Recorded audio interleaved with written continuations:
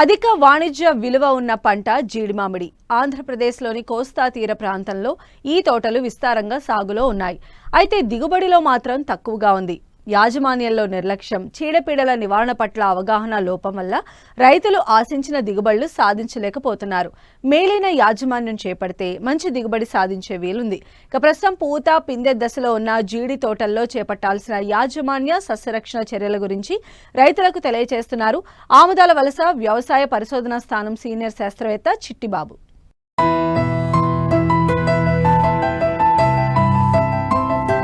ప్రపంచవ్యాప్తంగా అత్యధిక గిరాకీ ఉన్న వాణిజ్య పంటగా గుర్తింపు పొందింది జీడి మామిడి. ఆంధ్రప్రదేశ్లో నెల్లూరు నుంచి శ్రీకాకుళం వరకు ఉన్న తీర ప్రాంత భూముల్లో సుమారు 1,27,000 హెక్టార్ల విస్తీర్ణంలో జీడి మామిడి తోటలు సాగవుతున్నాయి. విస్తీర్ణం అధికంగా ఉన్నా సగటు దిగుబడి చాలా తక్కువ ఉండడంతో రైతులు ఆశించిన ఫలితాలు సాధించలేకపోతున్నారు. ముఖ్యంగా శ్రీకాకుళం జిల్లా ఉద్దానం ప్రాంతంలో రైతులు అధికంగా జీడి తోటలను సాగు చేస్తూ ఉంటారు. మరికొంతమంది కొబ్బరిలో అంతర పంటలుగా వేస్తున్నారు. ప్రస్తుతం జీడి తోటలు పూత పిందె దశలో ఉన్నాయి. నవంబర్ నుంచి ఫిబ్రవరి వరకు ఈ తోటల్లో పూత వస్తుంది. మార్చి నుంచి జూన్ నెల వరకు జీడి పిక్క దిగుబడి వస్తుంది. అయితే చాలా తోటల్లో రైతులు చెట్లకు ఎటువంటి పోషకాలు అందించడం లేదు. చీడపీడల నివారణ పట్ల సరైన అవగాహన లేకపోవడం వల్ల వాతావరణం మీద భారం వేసి ఏటా వచ్చిన కాడికి దిగుబడి తీసుకోవడం పరిపాటిగా మారింది. వాణిజ్యపరంగా అత్యధిక విలువ కలిగిన ఈ పంటలో మేలైన యాజమాన్య పద్ధతులు పాటిస్తే అధిక దిగుబడిని తీసుకోవచ్చని రైతులకు సూచిస్తున్నారు ఆముదాల వలస వ్యవసాయ పరిశోధనా స్థానం సీనియర్ శాస్త్రవేత్త చిట్టిబాబు.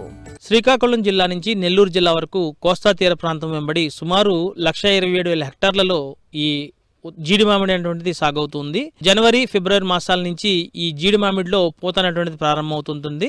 కానీ ఈ మధ్యకాలంలో కురిసినటువంటి డిసెంబర్లో కురిసినటువంటి వర్షాలకి అధిక వర్షాలకి పూత అనేటువంటిది కొంచెం ఆలస్యంగా రావడము, అలాగే చాలా చోట్ల ఇంకా పూత అనేది కూడా మొదలు కాకపోవడం సమస్య మనం చూస్తున్నాము. పూత సకాలంలో రావడానికి, అలాగే వచ్చినటువంటి పూతను నిలబెట్టుకోవడానికి సరైనటువంటి సస్యరక్షణ చర్యలు రైతు సోదరులు చేసుకోవాల్సిన అవసరం ఉంటుంది. ఈ ప్రస్తుత కాలంలో చూసినట్లయితే ఎక్కడైతే పూత మొదలవుతుందో అలాంటి చోట్ల ఈ మంచు ప్రభావం వలన పూత మాడిపోవడము, రాలిపోవడము, అలాగే అనేక రకాల పురుగులు తెగుళ్ళు ఆశించి కూడా పూతను రాలిపోయేటట్లుగాను మాడిపోయేటట్లుగాను చేస్తూ ఉంటాయి. కాబట్టి వీటిని సంరక్షించుకునేటువంటి చర్యలు రైతు సోదరులు సకాలంలో చేపట్టుకోవాలి. ముందుగా చూసినట్లయితే తేయాకు దోమ అనేటువంటిది విపరీతంగా ఆశించి నష్టపరుస్తూ ఉంటుంది. ఈ తేయాకు దోమ అనేటువంటిది దోమ జాతికి చెందిన రసం పీల్చే జాతికి చెందినటువంటి పురుగు.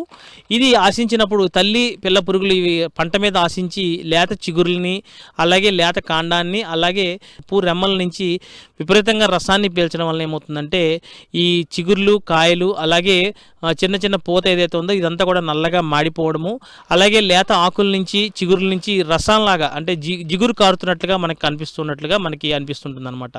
ఈ రకమైనటువంటి లక్షణాలు కనుక గమనించినట్లయితే తప్పనిసరిగా రైతు సోదరులు అది తేయాకు దోమగా గుర్తించుకుని తప్పనిసరిగా సస్యరక్షణ చర్యలు చేపట్టుకోవాలి. ఫిబ్రవరి నుంచి సుమారుగా ఏప్రిల్ మాసం వరకు కూడాను దీని దోమ ఉధృతి అనేటువంటిది ఎక్కువగా ఆశిస్తుంటుంది. ఎప్పుడైతే పొడి వాతావరణం నెలకొంటుందో అలాంటి సమయాల్లో ఇది ఎక్కువగా ఇంకా విస్తృతంగా విజృంభించడానికి అవకాశం ఉంటుంది. కాబట్టి రైతు సోదరులు తప్పనిసరిగా ఈ తేయాకు దోమను నివారించుకోవడానికి తప్పనిసరిగా రసాయనాలు పిచికారి చేసుకోవడం అవసరం ఉంటుంది.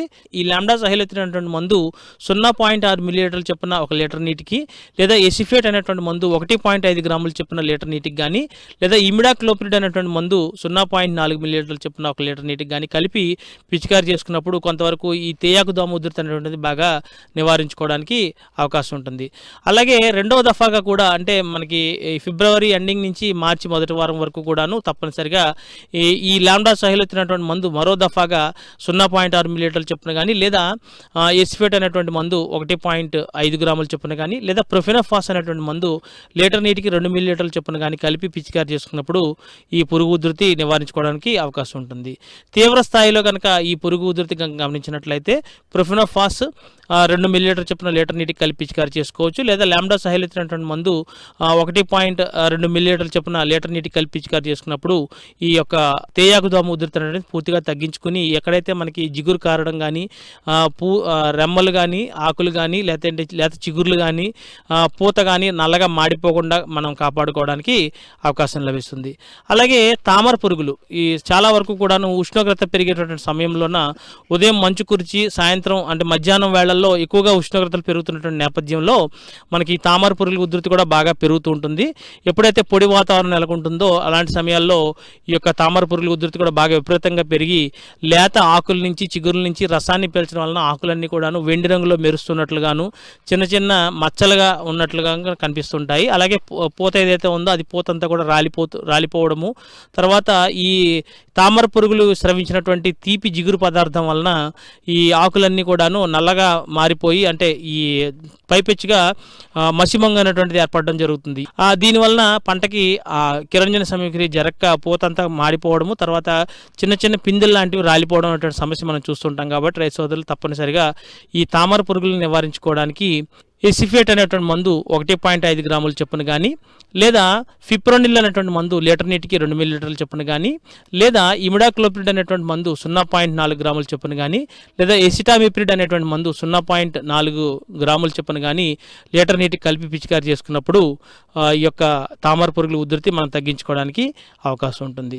అలాగే చిన్న కాయ ఏర్పడేటువంటి దశలోన ఈ కాయ తొలిచేటువంటి పురుగు, అలాగే ఆకుల మీద తినేటువంటి పురుగు, ఆకుల్ని గూడుగా చేసుకునేట్టు తిరిగేటువంటి పురుగులు కూడా ఎక్కువగా మనకి ఆశించి నష్టపరుస్తూ ఉంటాయి. ఈ ఆకు గూడు పురుగు చూసినప్పుడు ఈ లేత ఆకుల్ని అలాగే చిగురుల్ని దగ్గరగా చేసి గూడుగా చేసి ఈ లోపల ఉండేటువంటి పచ్చని పదార్థాన్ని తినివేయడం వల్ల ఏంటంటే కూడా ఆకులన్నీ కూడా రంధ్రాలు ఏర్పడము, జల్లెడలాగా మారిపోవడం అనేటువంటి సమస్య మనం గమనిస్తూ ఉంటాము. కాబట్టి వీటిని నివారించుకోవడానికి క్లోరిపైరిపాస్ అనేటువంటి మందు లీటర్ నీటికి 2 మిల్లీలీటర్ల చొప్పున కానీ, లేదా పూత దశ నుంచి చిన్న కాయ ఏర్పడేటువంటి దశలోన ప్రొఫినోఫాస్ అనేటువంటి మందు లీటర్ నీటికి 2 మిల్లీలీటర్ల చొప్పున కానీ కలిపి పిచికారి చేసుకున్నట్లయితే కొంతవరకు ఈ ఆకు గూడు పురుగు ఏదైతే ఉందో దీన్ని మనం నివారించుకోవడానికి అవకాశం ఉంటుంది. అలాగే ఈ మధ్యకాలంలో చూసినట్లయితే తెల్లటి పిండి మైనం లాంటి పురుగు ఎక్కువగా ఈ చిగుర్ల మీద అలాగే లేత రెమ్మల మీద ఎక్కువగా ఆశించి నష్టపరుస్తున్నట్లుగా రైతు సోదరులు మనకు తెలియజేస్తూ ఉన్నారు. తీవ్ర స్థాయిలో కనుక ఆశించినట్లయితే పూతంతా కూడా మాడిపోవడము, ఎర్రగా కాలిపోయినట్లుగా అయిపోవడం అనే సమస్యలు మనం చూస్తూ ఉంటాము.